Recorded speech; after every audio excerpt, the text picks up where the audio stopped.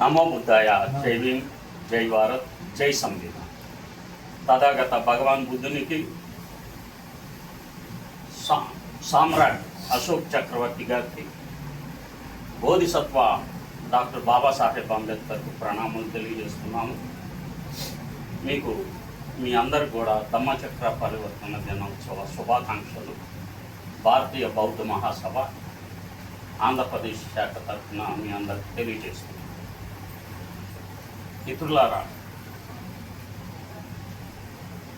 ఈరోజు వాస్తవానికి వేరే ప్రాంతంలో ఈ యొక్క సమావేశం నిర్వహించాల్సిన ఉండగా అది సడన్గా క్యాన్సిల్ అవడంతో ఏలూరులోనే కనీసం మనం ఈ డేని ఎందుకు విస్మరించుతాం అని చెప్పి భావించి ఇక్కడ కనీసం మనం బిఎస్ఐ ఆఫీస్ బేరర్స్గా ఉన్నాం కాబట్టి ఈ కార్యక్రమం మనమన్నా మన వరకన్నా చేసుకుంటే దీన్ని యూట్యూబ్ ద్వారా పెట్టి ఈ విషయాలు అందరికీ తెలియజేస్తే బాగుంటుందన్న ఉద్దేశంతో ఈ కార్యక్రమాన్ని తక్కువ మందితో అయినా నిర్వహించాలి కాబట్టి అది బాధ్యతగా భావించి నిన్న రాత్రి ఈ యొక్క నిర్ణయం తీసుకుంటుంది జరిగింది.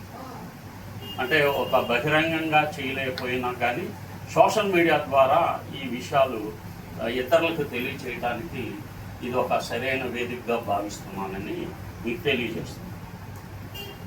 వాస్తవానికి నేను బిఎస్ఐ బాధ్యతల నుంచి, రాష్ట్ర బాధ్యతల నుంచి తప్పుకుంటానని చెప్పి నేను చాలా కాలం క్రితమే నేను లెటర్ ద్వారా జాతీయ వర్కింగ్ ప్రెసిడెంట్ బాబాసాహెబ్ మనవడు ఆదరణీయులు డాక్టర్ భీమరావ్ యశ్వంత్ అంబేద్కర్ గారికి లెటర్ పెట్టాను. ఎందుకంటే ఇది 2 సంవత్సరాల వరకు మాత్రమే ఈ పదవిలో ఎవరైనా ఉండాలి. నేను 2 టర్మ్స్ చేశాను. ఇంకా 3వసారి నన్ను కంటిన్యూ చేయటం కరెక్ట్ కాదు. నేను నాకంటే ఇంకా కుర్రాళ్ళు కానీ ఇంకా అనుభవజ్ఞులు ఇంట్రెస్టెడ్ అంటే వాళ్ళు ఏం చెప్పారంటే ఆంధ్రప్రదేశ్ని 2 భాగాలుగా చేస్తాము, మన ఉత్తర కోస్తా దక్షిణ కోస్తాకి అలా చేసి ఈ బాధ్యతల్ని 2 వ్యక్తులకు ఇద్దాము అని చెప్పి వాళ్ళు చెప్పారు. ఇంకా వాళ్ళు ఎందుకు ఈ యొక్క నిర్ణయాన్ని అమలు చేయట్లేదన్నది నాకు అర్థం కాదు. అలాగే ఈ ధమ్మచక్ర పరివర్తన దినం రోజు ధమ్మచక్రం అంటే అది ధమ్మం అంటే చట్టం, రాజ్యాంగం. అది నిరంతరం కదులుతూ ఉండాలి. ఒక స్థిరంగా ఒక చోట ఆగిపోతే చక్రం అనేది తిరగకుండా, వీల్స్ అనేవి తిరగకుండా ఆగిపోతే ఆ యొక్క భావజాలం ప్రచారం జరగదు. ఆ భావజాల ప్రచారం ఎవరైతే చేస్తూ ఉంటారో వాళ్ళు విజయాలు సాధిస్తూ ఉంటారు, మార్పులు సాధిస్తూ ఉంటారు. ఈరోజు కాక్రోచ్ జనతా పార్టీ 2 ప్రముఖమైన వ్యక్తులు, అభిజిత్ దీప్కే కానీ సౌరభ్ దాస్ కానీ, 2 కూడా బుద్ధిస్టులే. ఒక అతను ఇతని గురించి అయితే తెలుసు, అభిజిత్ దీప్కే షెడ్యూల్ క్యాస్ట్కి చెందిన వ్యక్తులు 2 కూడా. అందులో ఇతను మహర్ కాదు, దీప్కే మాతంగ్ కులస్తుడు. అతను కూడా వాళ్ళని మహర్గానే భావిస్తాం. కాకపోతే ఇప్పుడు ఏం జరుగుతుంది, మనకి ఆంధ్రప్రదేశ్లో ఏ విధంగా అయితే ఒక చైతన్యం జరగాలని పెద్ద ఎత్తున బిఎస్పి ద్వారా ఒక షెడ్యూల్ కులాలు, షెడ్యూల్ తెగలు, బీసీలు అందరూ కలిసి బహుజన పోరాటం ద్వారా రాజ్యాధికారం సాధించాలనే క్రమంలోనే వర్గీకరణ సిద్ధాంతాన్ని చంద్రబాబు నాయుడు ప్రవేశపెట్టి దాన్ని ఆ యొక్క చక్రాన్ని ఆపేసేసి ముందుకు తీసుకెళ్లకుండా అబ్స్ట్రాక్ట్లు జరిగిపోయింది.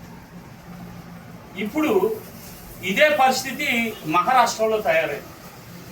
దానికి వ్యతిరేకంగా దాన్ని సీరియస్గా తీసుకొని బాబాసాహెబ్ 3వ మనవడు ఆదరణీయులు డాక్టర్ ఆనందరాజ్ పెద్ద ఎత్తున ఈ అంశం మీద ఉద్యమం చేస్తారు. అంటే రకరకాల అవరోధాలు బ్రాహ్మణీయ శక్తులు నిరంతరం కలుగు చేస్తూ ఉంటాయి. ఈ యొక్క ధమ్మము రాజ్యాంగం కొనసాగకుండా అబ్స్టకల్స్ చేయటం అనేది శత్రువు యొక్క నిరంతర పని. దాన్ని ఎదుర్కొని ముందుకు తీసుకెళ్తాం. అందుకని బాబాసాహెబ్ అంటారు, మీరు ఈ కార్యాన్ని, ఈ చైతన్య స్ఫూర్తిని మీరు ముందుకు తీసుకెళ్ళండి. మీ వల్ల కాకపోతే అక్కడనే ఉంచండి. కానీ వాళ్ళు బానిసలుగా తయారయ్యి చైతన్య రథాన్ని ముందుకు తీసుకువెళ్ళటం కొనసాగించడం లేదు. దాన్ని ఆ చక్రాలు, నట్లు గిట్లు అన్నీ తీసేసి కదలకుండా చేస్తున్నారు. దాని ప్రయోజనం కావాలి, చట్టం యొక్క ప్రయోజనం కావాలి, దమ్మం యొక్క ప్రయోజనం పూర్తిగా పొందాలి. కానీ చక్రం ముందుకి కదలకూడదు. ఈరోజు సారనాథ్లో మొదటి శిష్యులకి చేసిన దాన్ని వరల్డ్ హెరిటేజ్ సంస్థ గుర్తించి దానికి ఇంటర్నేషనల్ హోదా ఇచ్చింది. అదొక గొప్ప విషయం, చారిత్రాత్మకం. కానీ ఏమున్నాయి ఈ చారిత్రాత్మకమైన అన్ని విషయాల్లో ఏమున్నాయంటే శిథిలమైపోయే ఉన్నాయి. ఇది మనది అని చెప్పటానికి శిథిల రూపంలో ఉన్నాయి. దాన్ని ధ్వంసం చేయటం, ధ్వంసం కానప్పుడు కాల్చివేయడం, లేక ఆ యొక్క హిస్టరీని డిస్ట్రాక్ట్ చేయటం, వక్రీకరించడం, ఇవన్నీ బ్రాహ్మణీయ శక్తులు నిరంతరం ప్రయత్నిస్తున్న క్రమంలో మనం ఈరోజు ఈ ధమ్మచక్ర పరివర్తన మన ఉపాసకులు పివి సుబ్బారావు గారు చాలా చక్కగా చెప్పారు. వీటి మీద నేను వర్షవ్యాసాన్ని చెప్పి లేక బౌద్ధానికి సంబంధించి ఈ టైంలోనే భిక్కులందరూ కేవ్స్లో, ఎక్కడైతే కొండల ప్రాంతాల్లో కేవ్స్ ఉంటాయి కదా, అక్కడ వాళ్ళు నివాసం ఉండి ప్రజలందరినీ సాయంత్రం అక్కడికి రమ్మని చెప్పి ధమ్మ సందేశం ఇస్తారు. అక్కడ వారికి భిక్షువులకి ప్రజలందరూ కూడా వాళ్ళ యొక్క దానం చేస్తారు. వాళ్ళకి కలిగి ఉన్నది దానం చేస్తారు. ఈ 3 నెలలు వ్యవసాయ పనులు డిస్టర్బ్ అవ్వకుండా, అంటే వీళ్ళు నిరంతరం ధమ్మ ప్రచారం చేసే భాగంలో వ్యవసాయం ఇప్పుడు పీక్ టైంలో ఉంటుంది. ఈ టైంలో ఉన్న వాళ్ళని డిస్టర్బ్ చేయకుండా ఉండటాని కోసం, అది కాకుండా వర్షం పడుతున్న సమయంలో అవరోధాలు లేకుండా ఉండటానికి ఒక స్థిర నివాసం, ఒక కేవ్స్ దగ్గర ఉండి వాళ్ళు ఈ ధమ్మ ప్రవచనం చేస్తూ ఉంటారు ప్రతిరోజు. ఆ ఊరుల నుంచి, వివిధ ఊర్ల నుంచి వస్తూ ఉంటారు అన్నమాట. ఈ ఊరోళ్ళు ఒకరోజు, ఈ ఊళ్ళో ఒకరోజు, గ్రామాల నుంచి వస్తూ ఉంటారు. ఆ వచ్చేటప్పుడు వాళ్ళు కలిగి ఉన్న దాన్ని బౌద్ధులకి దానం ఇస్తారు. వాటితో వాళ్ళ అవసరాలు, భౌతిక అవసరాలు కూడా తీరుతాము. ఇది ఈ వర్షవ్యాసు ప్రారంభమయ్యే సందర్భంలో జరిగే అంశం ప్రధానమైన. ఈ ధమ్మదానం దేనికి ఉపయోగిస్తున్నాం?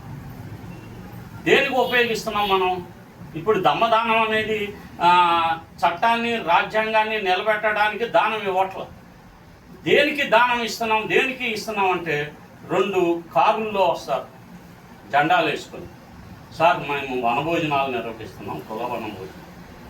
ఏలూరులో మీకు తెలీదు, 8 లక్షలు వసూలు చేశారు వనభోజనాలు చేస్తే.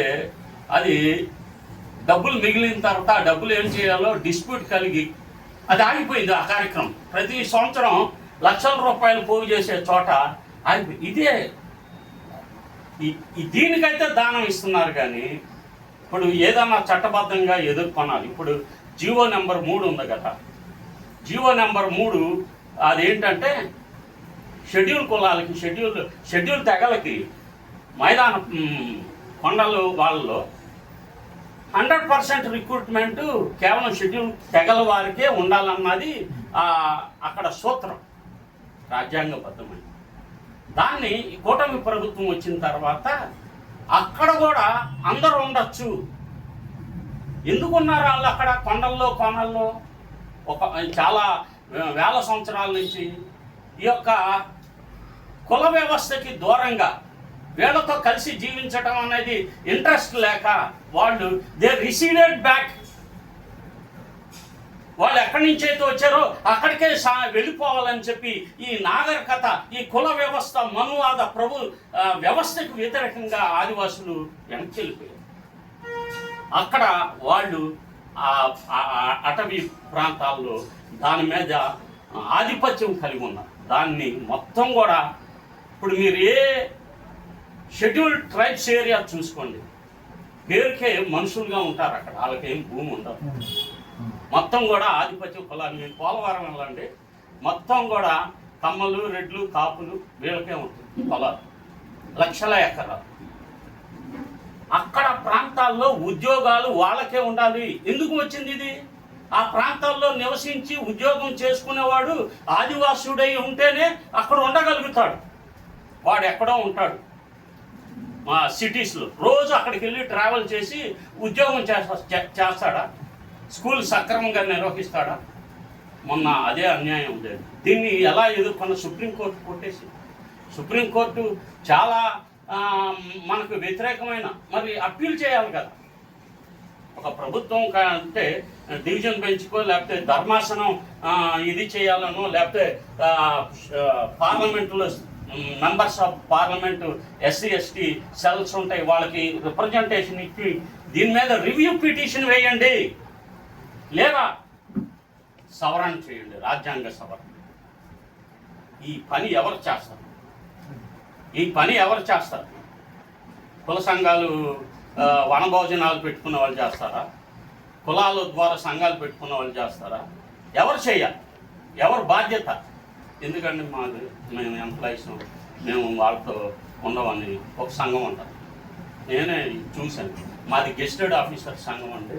మేము ధర్నాలు ఏమి చేయము, లాబింగ్ చేసుకుంటాం, మాకు మాత్రం డబ్బులు ఇవ్వండి. మరి ఆ సమస్యని సీరియస్గా తీసుకున్న సందర్భం ఆంధ్రప్రదేశ్లో ఎవరు వహిస్తారు? ఆదివాసుల సమస్యను, ఆదివాసుల ప్రాతినిధ్యాన్ని తగ్గించే విషయాన్ని ఎవరు తగ్గిస్తారు? ఇదే అమ్మ వెళ్తూ ఉంటే బండి రథం వెళ్తూ ఉంది చైతన్య, దాన్ని అబ్స్టాకల్ చేసి ఆపేసేస్తే దాన్ని ముందుకు సాగించే వాళ్ళు ఎవరు? ఆ బాధ్యత ఎవరి మీద ఉంది? ఇది ఒక్కటి ఉదాహరణ కాదు, ఇది ఒక ఉదాహరణ కాదు. మొత్తం మనం ఏదైతే మన పూర్వీకులు వాళ్ళ యొక్క రక్తాన్ని ధారపోసి మనకు అందజేసిన ఎసెన్స్ మొత్తం లాగేస్తుంది. మన పూర్వీకుల యొక్క సామాజిక పోరాటాల ఎసెన్సే మనం, అందులో ముఖ్యంగా ఎడ్యుకేటెడ్ ఎంప్లాయీస్. వీళ్ళ బాధ్యత ఏంటి? వీళ్ళ బాధ్యత ఈ ఉద్యమాన్ని కొనసాగిస్తే మన శత్రువులు కొనసాగిస్తున్న ఆర్గనైజేషన్స్ని బలపరచడం, కొనసాగిస్తే రిలీజియస్ బిలీఫ్స్ వాటిని ప్రమోట్ చేయటం, అంతేగాని సామాజిక అంశాలని సీరియస్గా తీసుకొని పనిచేయటం అనేది లేదు. నువ్వు చెప్పిన విషయాలు నేను ఇంకా లోతుగా చెప్పగలను, కానీ అది ఈ డిబేట్, అది వేరే అంశం. మతాలని నేను డిబేట్ చేయగలను అద్భుతంగా. విశ్వాసాలు, సైకలాజికల్ డిజార్డర్స్ అంటారా? నువ్వు దేన్ని చదివితే రిలీఫ్ పొందుతావో ఇట్స్ ఎ సైకలాజికల్ డిజార్డర్. ఒక మనిషి ఎప్పుడైతే మెంటల్గా వీక్ అవుతాడో వాడికి రిలీజియన్ అండగా ప్రమోట్ చేస్తాడు. ఒక ఉదాహరణ చెప్తాను. ఏలూరులో జరిగింది నా ఫ్రెండ్స్ మధ్య. ఒక ఆవిడ ఎప్పుడు తెల్లబట్టలు వేసుకొని ప్రతి ఆదివారం రెగ్యులర్గా వెళ్ళి చర్చికి వెళ్ళి తన పాపాలను కడిగేసుకుంటారు. వాళ్ళ హస్బెండ్ అసలుకి రోజు ఉదయాన్నే స్నానం చేసి టవల్ కట్టుకొని బైబిల్ తీసుకొని చదివి అది అయిపోయిన తర్వాత కానీ ఎవరితోనో మాట్లాడు. అంటే మడి ఆచారం అంటారు కదా, బ్రాహ్మణులు ఎలాగైతే చేస్తారో అలాగనమాట. ఇద్దరు చాలా చూస్తుంటే ఎలా కనపడుతుంది? వీళ్ళు ఎంతో పవిత్రంగా అసలుకి ఆదివారం నాడు బకెట్ కన్నీళ్ళు కార్చే. కానీ నాకు అంటే వాళ్ళ పేర్లు చెప్పను, వాళ్ళు ఎవరన్నది చెప్పను, కానీ వాళ్ళు ఇద్దరు కొనసాగిస్తున్న విషయాలు వింటే అసలుకి ఎలా చేయగలుగుతున్నారు వీళ్ళు ఈ పనులు? కామ సంబంధమైనవి. ఇందాక మనం పంచశీలలో చెప్పుకున్నాము, వాటికి సంబంధించి డిఎస్పీ నన్ను పిలిచారు. పిలిచి మీ పేరు చెప్తున్నారంటే ఏం చేద్దాం, కౌన్సిలింగ్ చేద్దామండి అని చెప్పి దాన్ని నేను నా మిత్రుడు, చనిపోయిన మిత్రుడు బెన్ని మేమిద్దరం ఆ రోజుల్లో ఈ విషయాన్ని సాల్వ్ చేసాం. ఒక ఉదాహరణ, ఎందుకంటే మెంటల్ రిలీఫ్ ఇస్తుంది. ఉదయం అంటే పాపాలు కడుక్కుంటాం అంటారే, గంగా నదిలో మునిగితే పాపాలు మొత్తం పోతాయి, చేసినవి మర్డర్లు కూడా పోతాయి, రేప్ చేసినా కానీ పోతాయి, ఏది చేసినా కడుక్కుంటం ద్వారా పోతాయి, ఒప్పుకుంటం ద్వారా పోతాయి, కన్నీరు కాచడం ద్వారా రిలీఫ్, మెంటల్ రిలీఫ్. చాలా బాగుందండి. మళ్ళీ రేపటి నుంచి నువ్వు ఇదే పాపాలు కంటిన్యూ చేయొచ్చు. ఈ పాపాలని ఆపటం కోసం బౌద్ధం ఉంటుంది, నీలో మార్పు రావటానికి. ఈ 5 పంచశీల అనేది ఈ సోషల్ చేంజెస్ పారామీటర్స్, అంటే టూల్స్ అయి, అంటే ఒక పనిని చేయటానికి ఒక టూల్ని ఏమంటాం, పరికరం, ఒక వస్తువు ఇది కావాలి. స్క్రూ డ్రైవర్ ఉంటేనే దాన్ని తీయగలుగుతాం సులువుగా. మనుషుల్లో మార్పు తీసుకురావాలంటే ఈ 5 పంచశీలాన్ని భగవాన్ బుద్ధుడు సోషల్ టూల్స్గా భావించి ప్రతి చోటకు వెళ్ళి మీరు చేయించాలి, ఇది చెప్పండి, అందరూ చెప్పండి, పిల్లలు అందరూ చెప్పండి, తల్లిదండ్రులు అందరూ కూడా బహిరంగంగా నేను ఇక నుండి ఈ పాపపు పనులు చేయము అని రోజు చెప్తా ఉంటే వాళ్ళు ఏమవుతుంది, పని చేస్తుంది, డెఫినెట్గా మార్పు అనేది వస్తుంది. అలా వచ్చినవి ఉన్నాయి, దానికి ఎవిడెన్స్ ఉంది. ఎవిడెన్స్ ఉన్నదే, శాస్త్రీయ దృక్పథం కలిగిందే బౌద్ధం. కనుక ఈరోజు నేను ఎంతైనా చెప్పగలను, కానీ ఈ విషయం ధమ్మచక్ర పరివర్తన అనేది ఈ యాక్టివిటీస్కి మనం అనువదించి చెప్పుకోవటం, అంతేగాని సుబ్బారావు గారు చెప్పారు బాగుంది, కానీ దాన్ని మనం ఇప్పుడున్న పరిస్థితుల్లో ఎలా కొనసాగించాలి. వాళ్ళు 5 తీసుకున్న దాన్ని ఏం చేశారు, మళ్ళీ వాళ్ళు డిసైడ్ అయ్యి మళ్ళీ వాళ్ళు ఒక సంవత్సరం మరి ఎంతో పీరియడ్ పెట్టుకున్నారు, 1 year తర్వాత మళ్ళీ మనం ఇక్కడికి వద్దామని. అప్పుడు వాళ్ళు 5 60 మంది అయినట్టున్నారు, 60 మంది అయ్యారు, గుర్తులేము పోతుంది, 60 మంది అయ్యారు. అదే 5 ఉన్నాం కదా మనం, మన ద్వారా రావట్లేదు.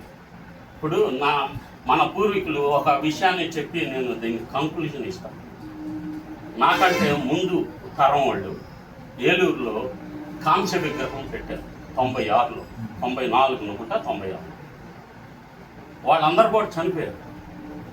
వాళ్ళు ఎస్సీ వెల్ఫేర్ అసోసియేషన్ S/16 పెట్టినప్పుడు దాంట్లో ఒక కార్యకర్తగా ఉన్నాను నేను. నాకు ఈ విషయాలన్నీ చెప్పినోడు ఎవరంటే నేతల కుటుంబరావు, ఆ పేరు కూడా ఉంటుంది అక్కడ. ఎస్పి రావు గారు అని కోవల్, ఆయన ఇన్కమ్ ట్యాక్స్లో ఉండేవాళ్ళు. ఆయనని ఆంధ్ర అంబేద్కర్ అనేవాడు ఆ రోజుల్లో. ఆయన ఆఫీసు దగ్గర 30 నుంచి 50 మంది ప్రతిరోజు వివిధ పిటిషన్లు పెట్టుకొని ఉండేవాడు. ఆయన ఎస్సీ వెల్ఫేర్ అసోసియేషను అధ్యక్షుడు. ఆయన ఆ ఆధ్వర్యంలో ఈ కార్యక్రమాలన్నీ జరిగాయి. చాలా అవుతుంది. కలెక్టర్లు కూడా లేచి నిలబడేవాళ్ళు. ఎస్సీ వెల్ఫేర్ అసోసియేషను అధ్యక్షుడు వస్తున్నాడంటే కలెక్టర్ మొత్తం వాళ్ళు ఎంతో రెస్పెక్ట్ ఇచ్చేవాడు. ఇప్పుడు ఏ నాయకుడు వెళ్తే అసలు రాణిస్తున్నారా అంటే, మనం మన యొక్క పంచశీలను సాధించకుండా, నిలబెట్టుకోకుండా, కొనసాగించకుండా మనం ఉద్యమం చేస్తున్నాం కాబట్టి మనం సక్సెస్ కాదు. ఆ రోజు ఎస్పి రావు గారు అంటే ఎంత గౌరవభావంతో చూసేవాళ్ళంటే అధికారులు. దాన్ని నిలబెట్టుకోవాల్సింది ఎవరు? మీరు నాయకులుగా చెప్పేవాళ్ళే కదా నిలబెట్టుకోవాల్సింది. ఆ నైతికతని ఎప్పుడైతే కోల్పోతామో, ఆ నైతికత లేకుండా ఈ ధమ్మచక్ర పరివర్తనాన్ని ముందుకి ఎలా తీసుకెళ్తాం? Is it possible? నైతికత లేనివాడు సారథ్యం వహిస్తే అది పాసిబుల్ అవుతుందా? సాధ్యం కాదు. ఎందుకంటే నువ్వు కలెక్టర్ని నిలదీసి అడగలేవు. ఎందుకంటే నీకు బ్లాక్ డ్రాప్స్ ఉంటాయి, బ్లాక్ స్పాట్ అంటారు. బ్లాక్ స్పాట్ ఉంది నీ కెరీర్లో, నీ జీవితంలో. ఈ బ్లాక్ స్పాట్ ఈ అక్రమార్జన అవ్వచ్చు, ఇతర పరమైన అవ్వచ్చు. ఈ బ్లాక్ స్పాట్ ఉన్న వ్యక్తులు ఉద్యమం కాలంలో రాణించలేరు, కొనసాగుతారు. ఏంటంటే అది ఎవరితో అంటే బానిసలుగా కొనసాగుతారు. బాబాసాహెబ్ అంటారు అన్నమాట, నా శత్రువులు కూడా నా క్యారెక్టర్ని చూసి he don't have blemish black spot on his entire life. నా శత్రువులు నా యొక్క క్యారెక్టర్ని చూసి భయపడతారు. అందుకని గాంధీ కానీ నెహ్రూ కానీ వీళ్ళిద్దరూ ఎలా ఉండరు, they are political pygmies before Babasaheb Ambedkar. వాసన వచ్చేవాడు నెహ్రూ, సిప్పితో వాసన వచ్చేసేవాడు. ఇవన్నీ నట్లో ఉంటాయి నెహ్రూ గురించి, గాంధీ గురించి. అందుకనే బాబాసాహెబ్ని ఎదుర్కొనటం కష్టమయ్యేది. సింగిల్ హ్యాండెడ్గా any centre, any time, any place. ఆయనకున్న బలం ఏంటంటే క్యాప్, దట్ ఈస్ దమ్మ చెప్తారు. అది తీసుకెళ్తుంటే ఎన్ని సాల్వ్ చేయగలిగాడు రాజ్యాంగం బద్దలు, ఎన్ని ఇష్యూస్కి పరిష్కారం చూపించగలిగారు. బుద్ధుని బాటలు, సామ్రాట్ అశోక్ చక్రవర్తి బాటలు, బాబాసాహెబ్ బాటలు మనం నడవటానికి, మనం పరినిర్వాణం చెందే వరకు మనం కంకణం కట్టుకుందాం. నమో బుద్ధాయ. జై భీమ్, జై భారత్, జై సంవిధానం, జై. ఇక